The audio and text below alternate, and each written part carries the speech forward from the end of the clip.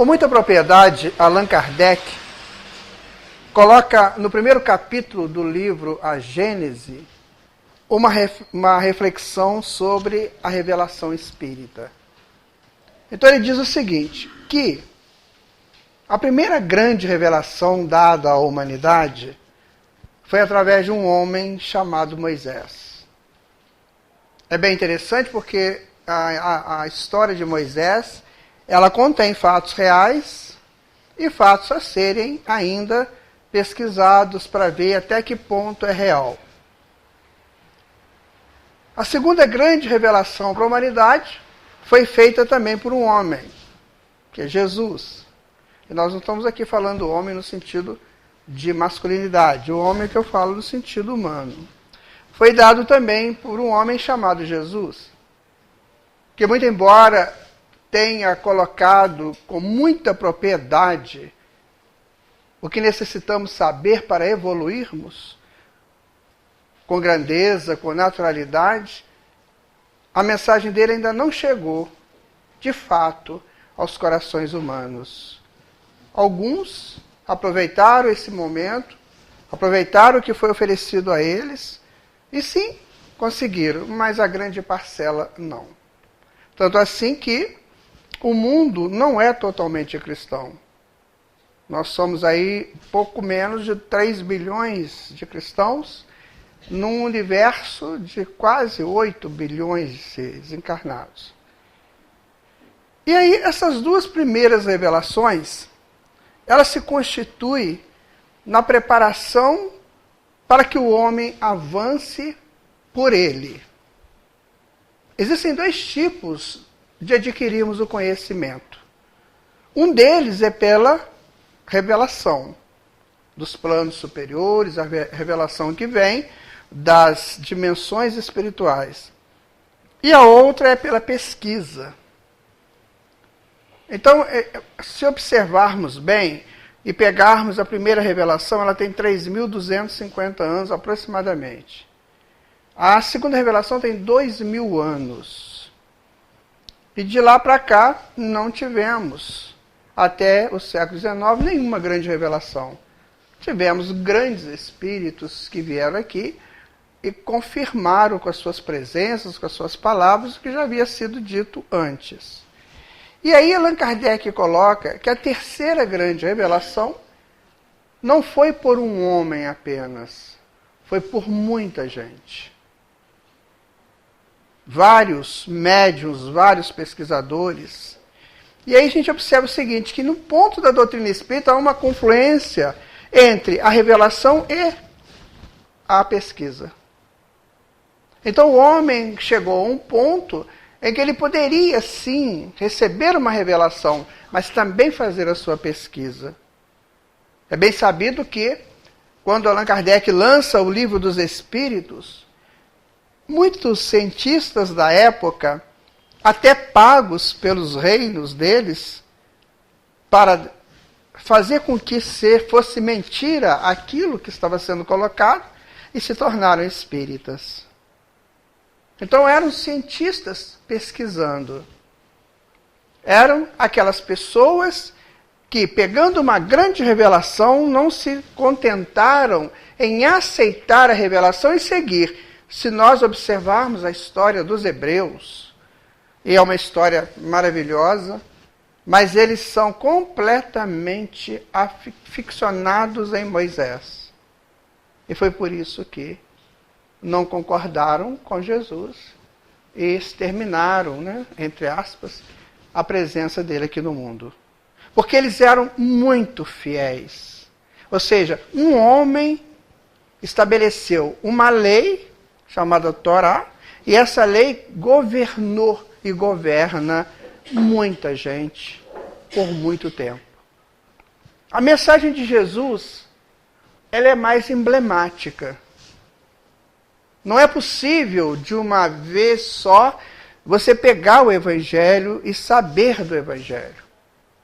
Porque o Evangelho, ele tem propriedades intrínsecas que são necessários alguns avanços intelectuais e morais para entendê-lo. É bem interessante quando ele fala assim, Passarão os céus e a terra, mas as minhas palavras não passarão. O que Jesus nos disse? Que chegaremos ao final de vida do planeta, mais ou menos daqui a 4 bilhões e meio, e a mensagem dele estará atualizada. Porque é a mensagem definitiva que a humanidade precisa. Está acontecendo uma coisa muito interessante.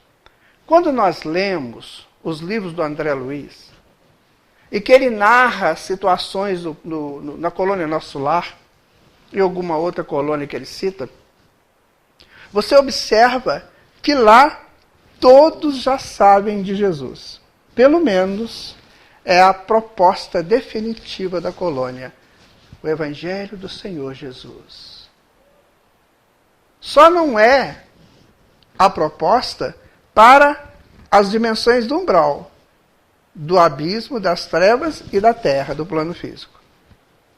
Então o Evangelho ainda não chegou até nós, de uma maneira como já chegou nas dimensões superiores das colônias espirituais. Mas Jesus falou para Pilatos, o meu reino ainda não é deste mundo.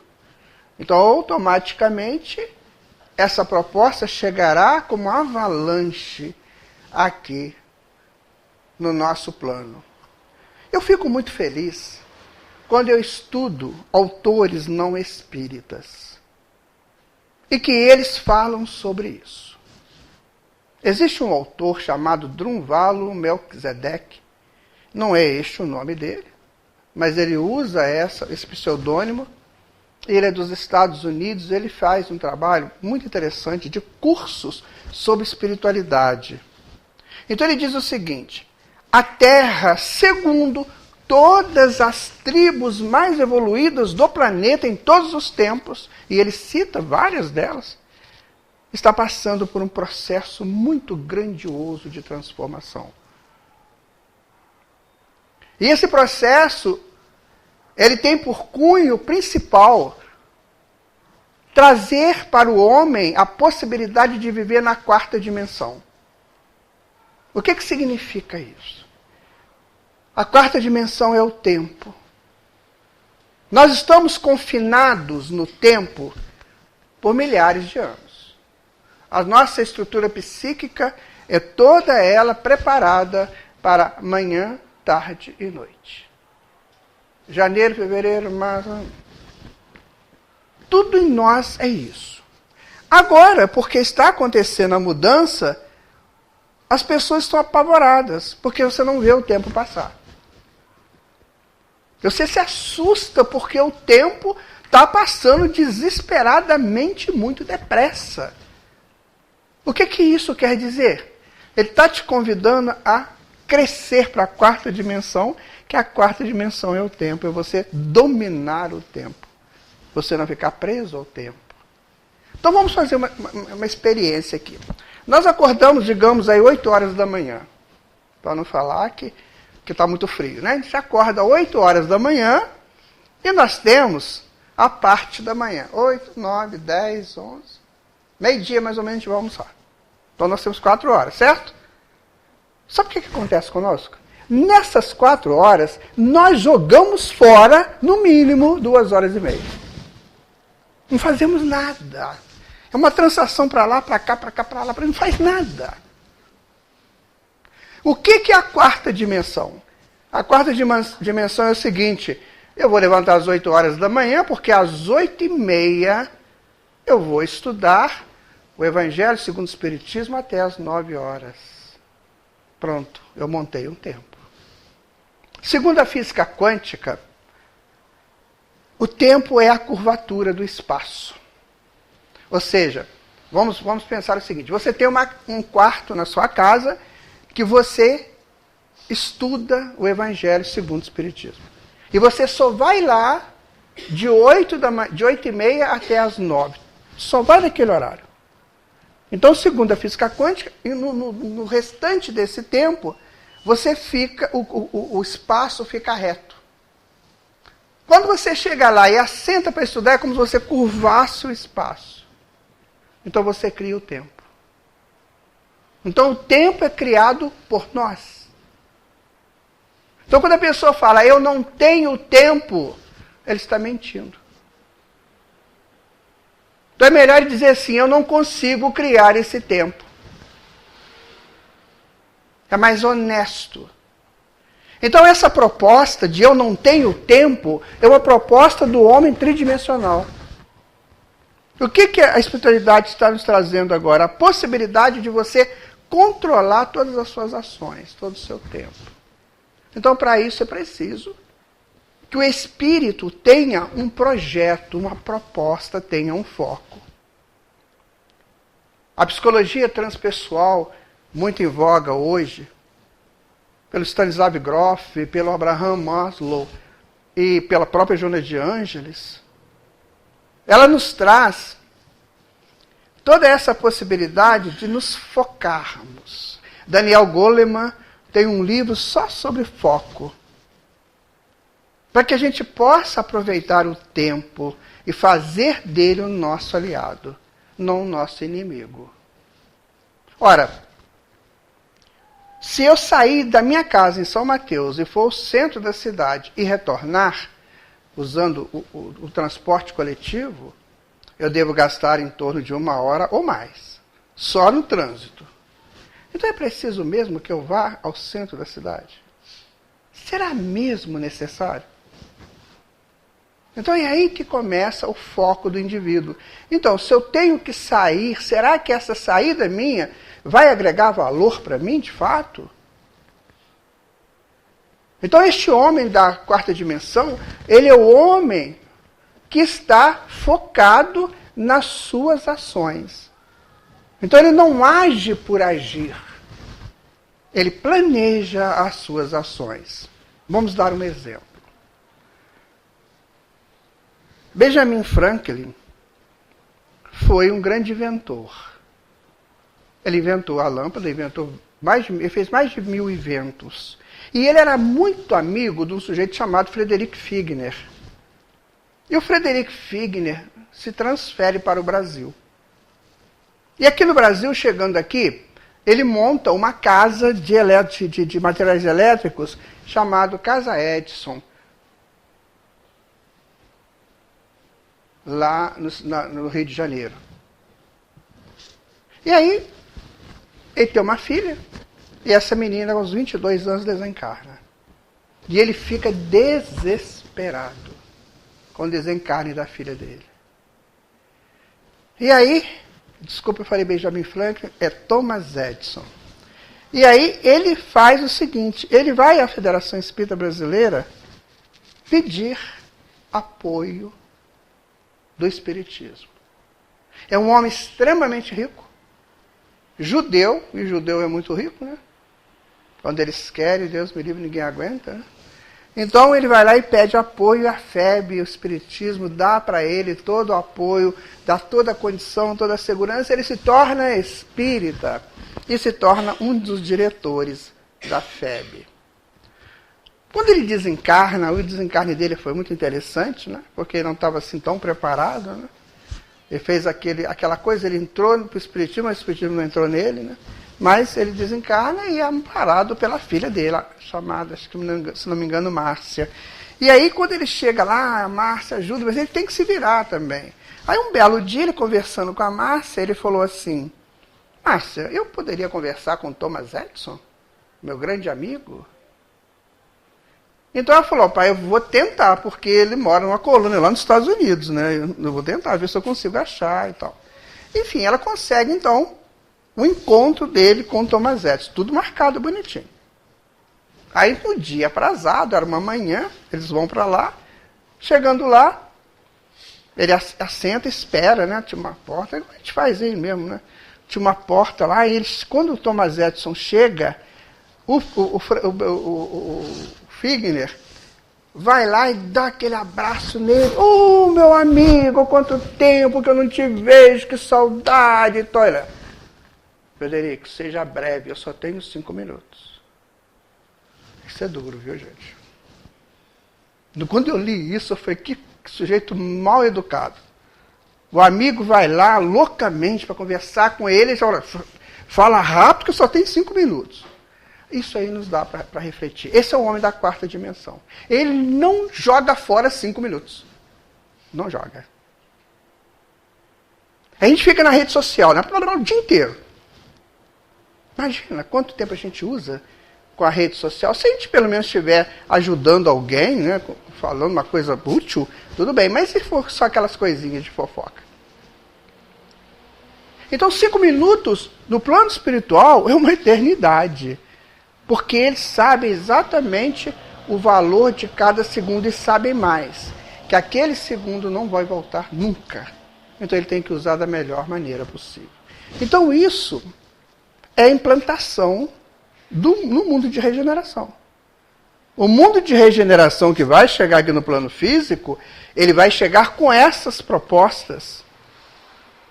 As grandes escolas daquele futuro vão trabalhar isso. Você não pode perder tempo com nada. Porque o tempo é extremamente precioso, o tempo é extremamente válido. Vamos imaginar uma encarnação. Eu vou viver uma encarnação com 74 anos, por exemplo. Em 74 anos, eu tenho uma série de coisas para serem feitas. Então eu não posso ficar perdendo o tempo. Porque vai chegar uma hora que vai acelerando. O meu filho adolescente tem que entregar um trabalho no dia 29 de julho, que é quando voltam as aulas dele.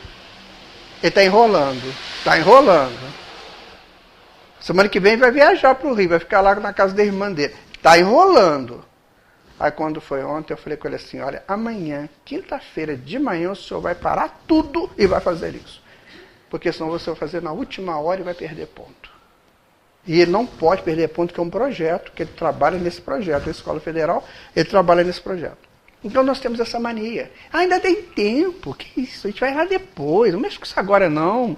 E chega na hora, o tempo vai te exigir outras ações, então o tempo que você tinha para arrumar, você não arruma. A doutrina espírita, quando ela chega no dia 18 de abril de 1857, que é lançado o Livro dos Espíritos, a gente tem a falsa impressão que o Espiritismo começa ali. Então foi o dia que começou o Espiritismo. Não foi o dia que começou o Espiritismo. Vamos fazer uma rápida reflexão sobre os postulados básicos do Espiritismo. O primeiro deles é a imortalidade. Certo? Muito bem.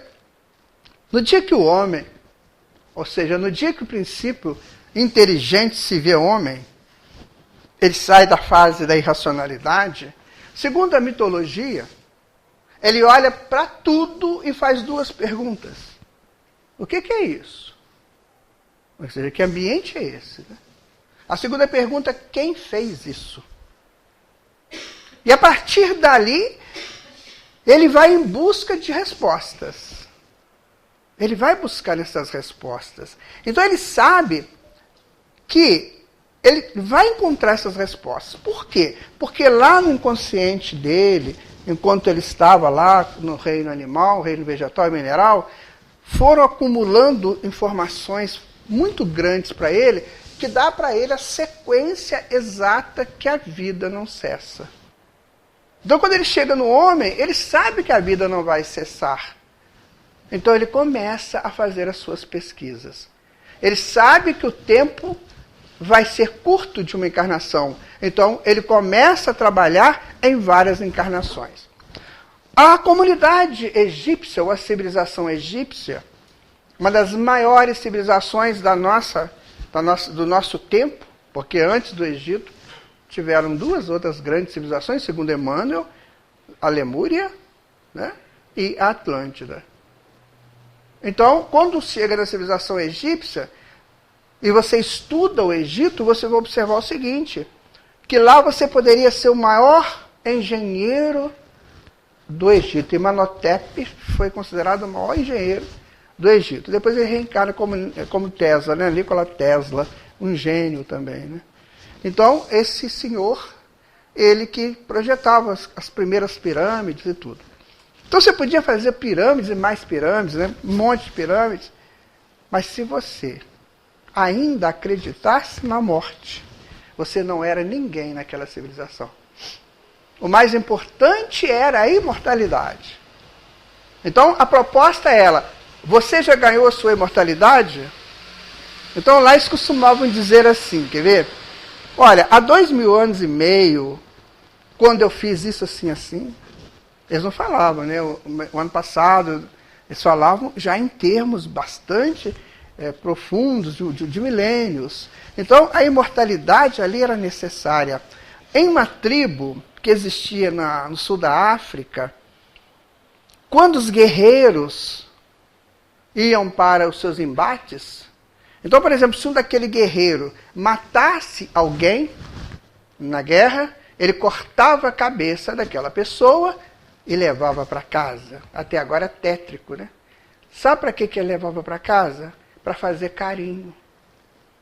Ele penteava o cabelo do indivíduo, ele botava alimento na boca do indivíduo, ele dava um tratamento especial para o indivíduo e conversava com ele.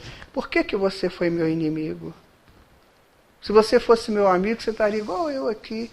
Então ele acreditava piamente na imortalidade. Na Suméria, existia uma deusa Isha. A deusa, então, tinha um templo maravilhoso. E tinha ali vários rituais. E tinha um ritual que era sensacional, que era o ritual da menarca. Quando a menina tinha menarca, ela era levada para aquele templo. E ali, sob a proteção das sacerdotisas, ela vivia aquele primeiro instante da sua transição de criança para moça. E quando terminava o processo, o ciclo, ela então já estava prometida em casamento. Ela já saía dali para o cerimonial do casamento. O noivo já estava esperando, mas antes ela tinha que fazer um ritual. Ela ia numa outra sala, e chegando lá, tinha as insígnias dos antepassados dela. Talvez os tataravós, né, bisavós, estava tudo lá as insígnias que eles conseguiam colocar. Então ela ia pedir autorização aos antepassados para se casar. Isso não é imortalidade, minha gente? Isso não é acreditar na imortalidade? Por que nós enterramos os nossos entes queridos, os nossos amigos deitados no caixão? Sabiam disso? Que tem um ritual aí? Tem uma mensagem embutida nesse sepultamento deitado? Ainda põe a mãozinha dele assim, né, no coração e tal. Por que é isso? Porque a ideia de estar deitado é a ideia de estar descansando para uma nova etapa. Por isso que às vezes a pessoa fala, descanse em paz. Olha, se eu falo para você descansar, significa que o trabalho vai continuar, né? Eu não falo assim, morra em paz. Eu falo, descanse em paz. Ou seja, você vai sair dali. E esse rito, é um rito antigo, porque, na verdade, aquelas tribos tinham seus pajés, seus xamãs, e eles viam aqueles espíritos transitando entre eles, com o corpo perispiritual. Então eles imaginavam que era o corpo que foi sepultado, que ele ficou lá um tempo, saiu de lá e estava conversando com eles. Então a imortalidade, minha gente, é tão antiga quanto a história da humanidade. Então a imortalidade não é a criação do Espiritismo, concorda?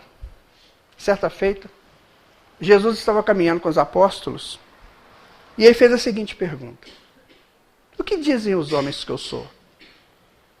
E a resposta é, uns dizem que é Jeremias, outros dizem que é Isaías, outros dizem que é... E até há quem diga que o Senhor é Elias. Elias viveu 500 anos antes de Jesus. Aí Jesus fala assim, mas Elias já veio e o mundo não o reconheceu. Podia parar aí, né? Mas aí o Mateus completa. Então eles entenderam que era de João Batista que Jesus estava falando. Então Jesus já falava de reencarnação, não já? Já falava de reencarnação. E voltando ao Egito, os nossos prezados faraós e outros de nobreza, eles eram enterrados com seus tesouros, porque eles iam voltar para a vida e iam precisar deles. Na Grécia, a reencarnação ela tinha o nome de palingenesia e era estudada com naturalidade. E por que os primeiros cristãos todos eram reencarnacionistas? Orígenes, que foi o grande teólogo cristão do século II, totalmente reencarnacionista. Por que chegou essa ideia de que reencarnação não existe? E vamos pesquisar. Ano 553 da nossa era. Governava Roma Justiniano. Aí Justiniano se apaixona por uma jovem. Ficou encantado com aquela jovem. E faz dela a sua rainha. Só que aquela jovem tinha sido serva e foi prostituta. Ele a tirou da prostituição. Ora, nós sabemos pela psicologia que nós só vemos no outro o que nós somos. Concorda? Então, se eu chamo alguém de ladrão, o ladrão sou eu. Se eu chamo alguém de idiota, o idiota sou eu. Se eu chamo alguém de burro, o burro sou eu. Porque eu só vejo no outro o que eu sou. O outro é o meu reflexo. Então, aquela mulher, aquela moça chamada Teodora, começou a mandar matar as prostitutas e as servas. Por quê? Elas eram o retrato dela. Então ela olhava para aquelas prostitutas e se transportava para a sua fase de prostituta e ela não queria mais aquilo. Então ela mandava matar. Mata, mata, mata, mata, até que alguém foi lá e deu um toque nela. Rainha, a senhora está esquecendo que na outra encarnação só pode voltar prostituta de novo. Só pode voltar serva de novo. Só está arrumando uma dívida imensa aí. Aí, ela pensou, refletiu, chamou Justiniano. E falou com ele assim, eu vou te fazer um pedido ordem. Você vai fazer um édito, ou seja, um projeto de lei, uma lei já, proibindo a reencarnação no mundo. Não vai ter mais reencarnação. E o bendito do Justiniano, bobão, foi lá e fez. Né? Fez o édito proibindo a reencarnação. O Papa da época, nossa, foi contra, totalmente contra, mas ele foi voto vencido. E aí criou-se essa história de que não existe reencarnação, porque uma rainha que tinha sido prostituta, tinha transformado, claro, mas ela não queria ver espelhos na frente dela. Então criou-se a negação da reencarnação. Por isso que a reencarnação não chegou ainda com a pujança dela nos nossos dias. A Índia milenar, a Índia de 10 mil anos atrás, quando começaram a ser ditos os Vedas, e você sabe que os Vedas eles se transformam em vários outros segmentos, né? Como os Upanishads, Bhagavad Gita, todos eles falam de reencarnação, todos. Então, há mais de 10, 12 mil anos, o Oriente já era todo reencarnacionista. Foi a doutrina espírita que criou a reencarnação? Não. E a bendita mediunidade, né?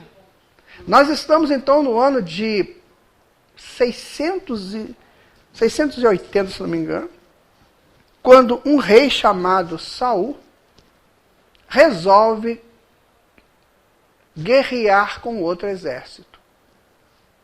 E ele estava muito assim, sem saber direito se devia ou não. Então ele procura uma pitonisa, chamada Pitonisa de Endor. E ele queria perguntar a Samuel, que já tinha desencarnado, e que o indicou para ser rei, ele pergunta a Samuel, eu devo guerrear?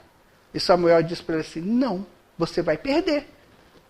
Mas ele desobedeceu, guerreou e perdeu. O que é isso, minha gente? Não é mediunidade? E as pitonisas lá da Grécia? Quantas delas trabalharam há mais de 2.000 e tantos anos, 2.500, 2.600 anos, dando consultas? Jesus, quando ele resolve subir ao Monte Tabor, e ele se transfigura, E ao lado deles estão Moisés e Elias. Fenômeno de materialização e de transfiguração, tudo mediúnico. Então a mediunidade existe, né, desde os tempos, os selvagens. Todos nós temos nosso campo eletromagnético, né, desde o mineral até, não mais o homem. Então os nossos selvagens, quando via alguém doente na tribo, eles se abraçavam e a pessoa se curava. O que era aquilo? Passe. Os selvagens davam passe, transmitindo energias. Isso são estudos da antropologia. Então, o Espiritismo também não criou a mediunidade, né? E a pluralidade dos mundos habitados? Será que alguém já tinha falado nisso anteriormente? Bom, Jesus disse, né? Há muitas moradas na casa do meu Pai. Mas lá na Índia, eles criaram uma nave chamada Vimana. Essa Vimana, bendita Vimana, ela saía igual um helicóptero, ela saía do solo e ia embora. Atravessava a atmosfera e ia visitar outros planetas. Está na história da Índia. Então eles acreditavam que havia vida. Eles conversavam com aqueles espíritos que vinham para ajudar a humanidade daquela época a se estabelecer como uma humanidade feliz. Então não foi o Espiritismo que criou essa história de ter vida em outros planetas. Já é, né, colocado para a humanidade há muito tempo. E sobre Deus? A primeira coisa de Deus é exatamente o primeiro vagido, né, do Espírito, quando chega no homem, perguntar quem fez tudo isso. Ele sabia que alguém muito superior a ele havia construído aquilo. E a partir dali, todos nós, estamos buscando esse Criador, buscando esse Pai. Quando o chinês criou a palavra Tao, uma palavra simples, então ele diz assim, você precisa encontrar o seu Tao. E que Tao é esse, né? O Tao significa caminho. Então você precisa encontrar o seu caminho para Deus. E nós só encontramos esse caminho para Deus a partir da quinta dimensão, que é a dimensão espiritual. Aí nós vamos encontrar o nosso caminho para Deus. Aí nós não teremos mais nenhuma dúvida. E nós vamos fazer aquilo que Jesus propôs no Pai Nosso. Seja feita a vossa vontade, assim na terra como no céu. Então nós vamos entrar neste caminho e nunca mais retornaremos às fases primárias da evolução como nós estamos vivendo ainda. Então esse Deus que a gente não consegue visualizar, esse Deus que a gente não consegue entender, que às vezes a gente até questiona, né?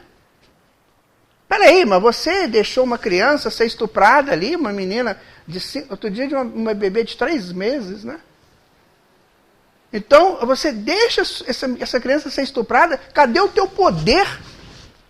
Aí você começa a duvidar de Deus. Você começa a achar que você é melhor do que Deus, como o Supremo Tribunal Federal do Brasil fez. A criança anencéfala tem que ser abortada, porque Deus errou e eu tenho que corrigir o erro de Deus. É isso.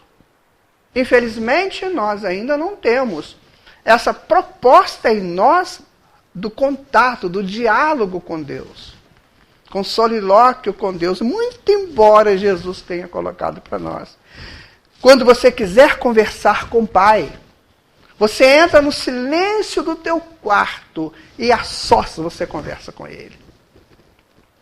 E quando então nós estudamos a palavra coração, a palavra coração está mais de 600 vezes citadas no Antigo Testamento e mais de 300 vezes citadas no aramaico. Por que essa palavra é tão citada?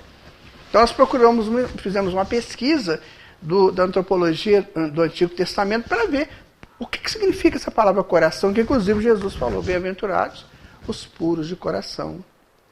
Coração significa o local onde espiritualmente nós guardamos os nossos sentimentos, guardamos as nossas vontades, os nossos desejos, as nossas racionalizações e Deus. Então Deus está dentro de cada um de nós. E por que a gente não consegue esse contato com Ele? Porque antes de Deus está o ego, aquele que determina, aquele que manda, aquele que faz, aquele que escolhe. Aí o ego não deixa você entrar em contato com seu Pai. Porque você tem medo, o ego é frágil, o ego é inseguro. Então ele manda você botar 7 chaves na porta da tua casa. Não deixa você sair de noite porque pode vir um ladrão. Você fica preso na insegurança e no medo dele, na fragilidade dele. Enquanto que Deus está com você. Olha, eu vou sair sim. Se alguém me atacar ali é porque é necessário que eu passe por aquilo. E a psicologia junguiana e da Joana de Anjos explica isso muito bem. Então nada vai me acontecer por acaso. Há um motivo, eu estou com Deus. E se eu desencarnar? Que bom. Eu vou desencarnar resolvendo problemas que eu criei. E vou para planos espirituais porque eu não vou morrer. Então é essa continuidade, é isso que é esse encontro com Deus. Esse encontro com o Pai. Que a gente vai, de alguma maneira, vamos chegar lá. Isso é fatal em nós. No dia que nós começarmos a conversar com o nosso ego inferior, como diz Joana de Anjos, converse com o teu fantasma. No dia que a gente começar a conversar com o ego inferior, explicar para ele que eu quero mudar, que eu quero crescer. Então essas palavras bonitas que a gente ouve por aí, perdão, misericórdia, harmonia, paz, sinceridade, fidelidade, isso a gente ouve falar. É lindo, né? Mas a gente não acredita que isso é possível. Será que eu acredito na fidelidade mesmo? Da minha esposa, do meu esposo, namorado? Será que eu acredito nisso? Eu não estou do lado dessa pessoa o tempo todo, né? Será que eu acredito na fidelidade? No terceiro milênio, lá pelos avanços dele, não terão mais esses problemas. Porque o infiel ou a infiel vai entender que o maior prejudicado é ele mesmo, ou ela mesma. Porque ela está arrumando encrencas com as leis de Deus. Aquele que mata vai entender que se ele matar, ele está perdido. Porque Jesus falou, é necessário que venham os escândalos, mas aí daquele por quem o escândalo vier. A pessoa não vai suicidar, nunca. Porque ela sabe que o suicídio é um dos maiores erros, agressões às leis divinas. Então tudo vai começar a se conformar pelo conhecimento que o ego superior indicará para o ego inferior. Então o ego inferior vai acabando. Vai acabando, né? E ficará só o ego superior em busca dos seus encontros divinos. Então, vejam vocês, nós colocamos os 5 postulados básicos da doutrina espírita. Então já existiam muito antes de 18 de abril de 1857. E Allan Kardec fala isso. Ele fala assim, o Espiritismo reuniu verdades esparsas pelo mundo ao longo do tempo e colocou num cômputo doutrinário só, para ser mais fácil de ser entendido. Por isso que a revelação espírita é feita por muitos, porque muitos daqueles médiuns, pesquisadores que ali estiveram com Kardec, eles eram egressos dessas informações já arquivadas em seus inconscientes. Então a doutrina espírita surge como um trabalho da própria humanidade a favor dela mesma. E será que eu já entendi isso? Ou será que eu vejo o espiritismo como uma coisa assim, que fica na prateleira? Aí eu chego lá, acho bonito, acho legal, mas acho caro para comprar, né? Mas eu vou lá de vez em quando e olho. É assim que a gente faz com certas coisas que a gente quer comprar. A gente não tem o dinheiro, mas gosta de ir lá olhar para ver como é que é. Então, para muita gente, o espiritismo está sendo isso, sendo que o espiritismo já está dentro de cada um de nós, no nosso inconsciente pessoal e no inconsciente coletivo do mundo. Já está aqui. O que Kardec coloca para nós é o fermento em cima disso. Vamos fermentar isso aí, minha gente? Vamos trazer isso para a nossa vivência? Por isso que o Espiritismo, a doutrina espírita, surge com material didático, que é o Livro dos Espíritos, para facilitar o entendimento. Mas muita gente não entende assim, acha que Espiritismo será mesmo que tem espírito? E Allan Kardec, quando ele começa o Livro dos Médiuns, a primeira coisa, o primeiro capítulo, ele pergunta: há espíritos? Ele ainda coloca assim: se você não acredita em espíritos, então melhor você nem continuar. E tem gente que morre de medo de espírito. Quem que morre de medo é o ego inferior. O ego inferior não sabe dessas coisas. O ego inferior só quer saber de comer, beber, vestir, namorar. Namorar ele gosta, ele adora namorar. Namorar, dormir, também ele gosta muito de dormir, né? E fazer um serviço, mas assim, não me amole. Vai ter cesta básica? Vai ter 13º, quem sabe até 14º? Eu posso entrar com atestado médico? Alguém vai ficar me cobrando as coisas? Isso ele faz. Com todos esses requisitos. Quais são os meus direitos? Né? Ele não preocupa com dever. Né? Então, é isso que o ego inferior gosta. Ele gosta de não ser incomodado, de comer bastante coisa, beber bastante coisa, se vestir bem e namorar quantas vezes ele quiser, quantas pessoas ele quiser. É isso que ele gosta. E aí ele se estabelece em nossa psique como um senhor. E comanda a nossa vida. Então a proposta espírita é o contrário. A proposta espírita vem trazendo para você coisas que você já tem arquivado e busca lá de baixo. Vem. Não dissemos que a gente vê lá fora o que está dentro de nós? Então olha que interessante, imortalidade. Olha, esse negócio é interessante. Deixa eu estudar mais isso. Porque o Espiritismo nos convida ao estudo. Não tem como ser espírita sem estudar. Não tem. Você vai ficar sendo apenas um visitador do centro espírita. Reunião de Dom Pedro é toda quarta-feira, às 8 horas da noite, certo? Então, às quartas-feiras, às 8 horas da noite, eu não assumo compromisso nenhum, porque eu vou no Dom Pedro. Mas isso é o bastante? Eu estou aqui de visita. Então, você tem que se transformar ou em trabalhador, né? Estar constantemente ajudando, participando, ou então aluno. Emmanuel fala que aqui é a Universidade da Alma. Então eu tenho que vir para cá estudar.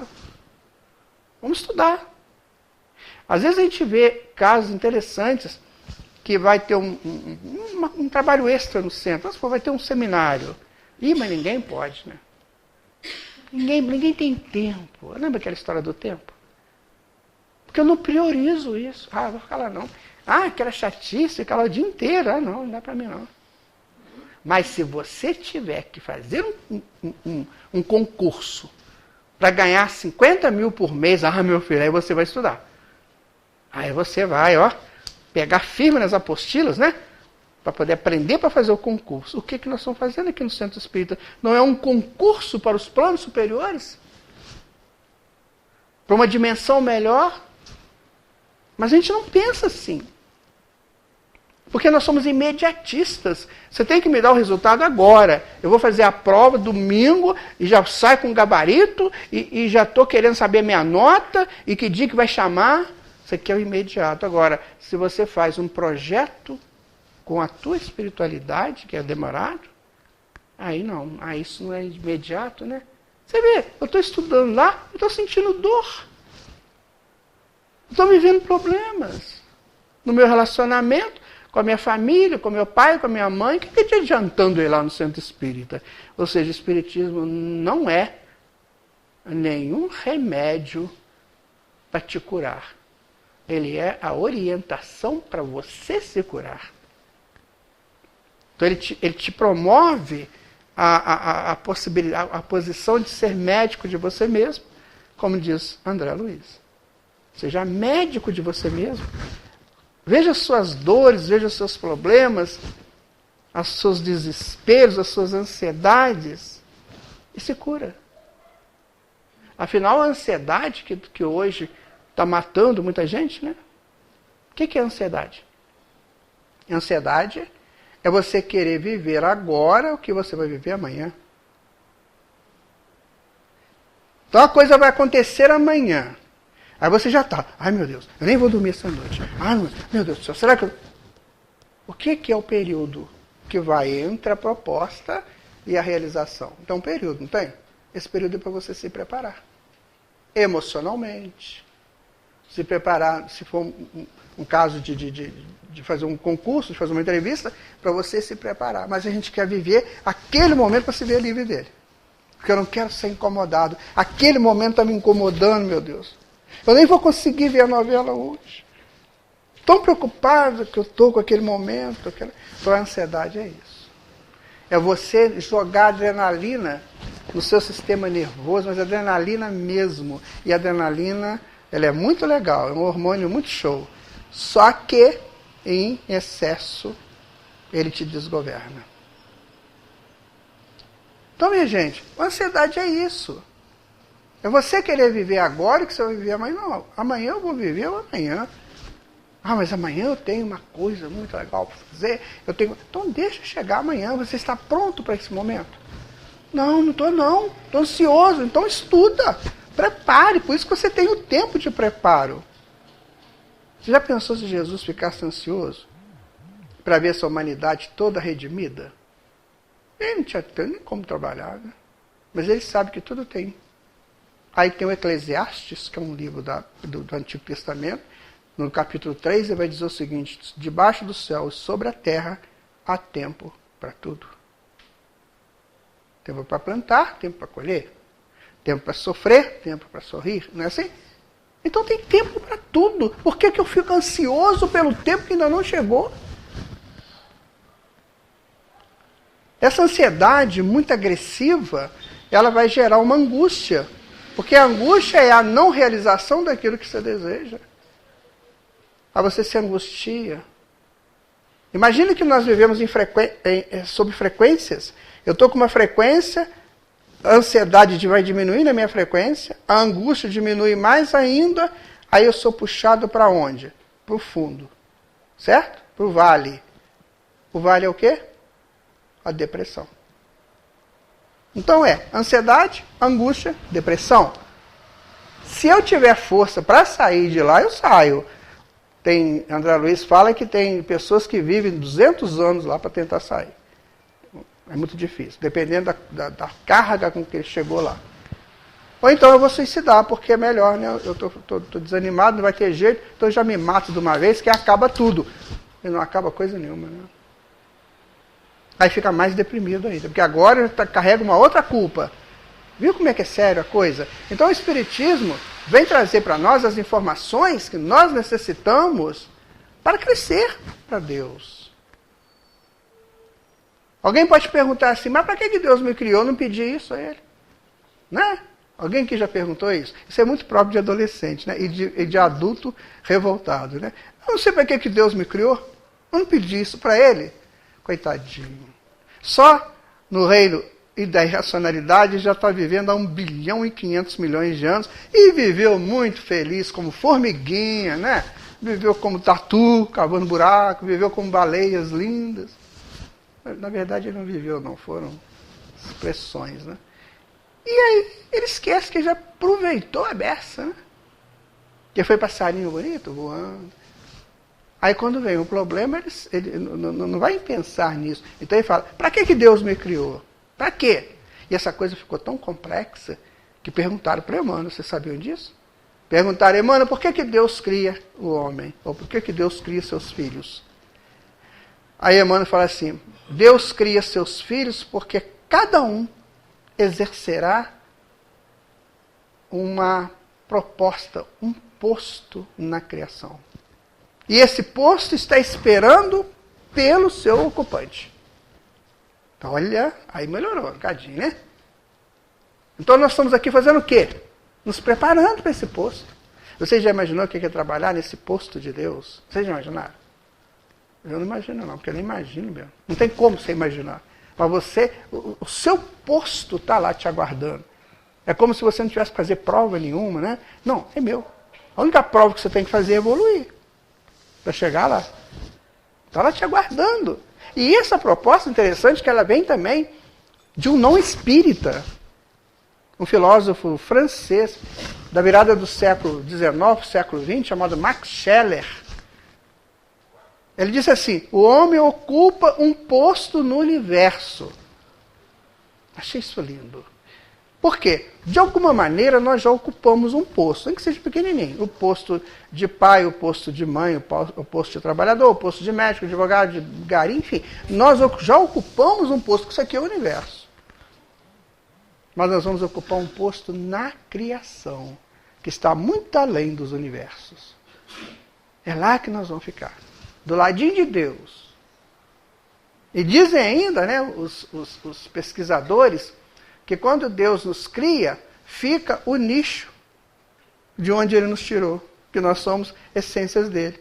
E quando a gente chega nesse ponto de conviver com Ele, a gente tem um nicho nele. É como aquele filho, né, que está cansadinho, chega em casa, deita no colinho da mãe, do pai. Não vai ter isso, não, ninguém vai ficar cansado, mas nós vamos chegar lá para conversar com Ele. Então, minha gente, vamos aproveitar a vida. Vamos fazer da nossa vida um cântico de agradecimento, de gratidão a Deus por ter nos criado. E a doutrina espírita está aí, nos orientando. Então, todas aquelas verdades que foram colocadas, esparsas, né, que muitas vezes chegou só um fragmento dela numa determinada civilização ou nação, Kardec coloca aquilo tudo no livro dos Espíritos e fala assim: agora estudem, gente. O que você precisa está aí. E também é pré-requisito para os seus avanços. Você só vai conseguir avançar além no dia que você entender isso aqui. Então estude. Essa é a doutrina espírita, minha gente.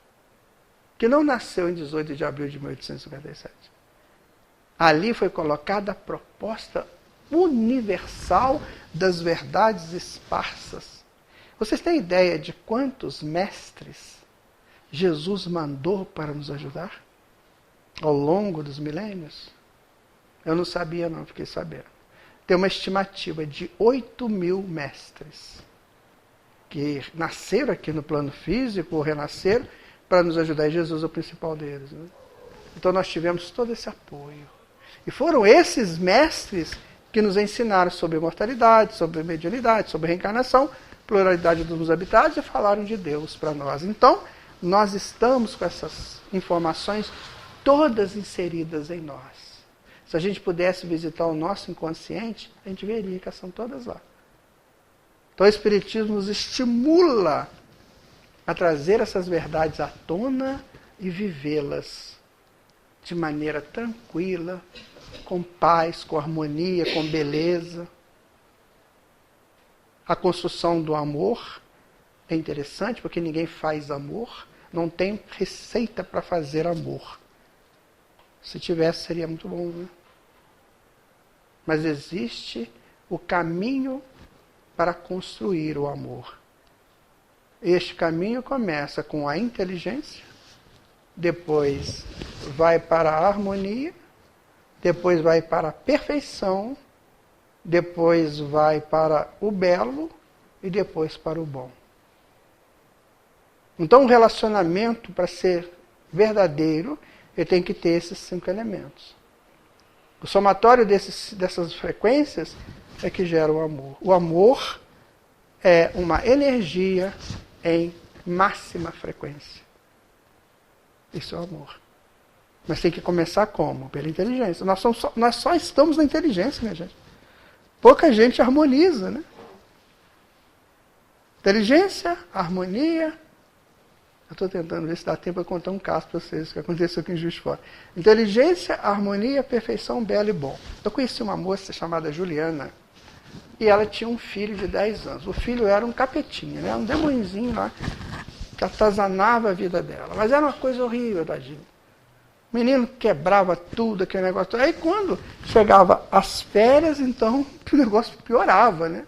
Porque ela tinha que ficar com ele. Aí quando primeiro dia de aula do ano seguinte, aí ela, graças a Deus, botou o garoto na van, né? Vai com Deus.